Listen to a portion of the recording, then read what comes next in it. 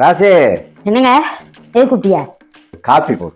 நேத்து மாதிரி போடாது. நேத்து டீ போட்ட ரொம்ப கடுப்பேத்திட்டேன். நல்லபடியா மனுஷன் குடிக்கிற மாதிரி போடு. காபி போடணுமா? முந்தா நாள் காபி போட சொன்னீங்க. நேத்து காப்பி நல்லா இல்ல, டீயை போடுனீங்க. இப்ப மறுபடியும் காப்பிங்கிறீங்க. நினைச்சு நினைச்சு பேசுறீங்களே என்ன? அட கூறுகட்ட குப்பி, நல்லா இல்லைன்னு தெரிஞ்சு போட சொல்றது எதுக்கு? என்னைக்காவது ஒரு நாளைக்கு நல்லா போட்டு தொலைச்சிட மாட்டேன். டீ போட்டா காப்பி போடுங்க வேண்டியது, காப்பி போட்டா டீ போடுங்க வேண்டியது, ஏதாவது ஒரு குறை சொல்லிட்டே இருக்க வேண்டியது. அறுசுவை நடராஜன் மாதிரி குழப்பி விட்டாதான் சரியா வருவார்.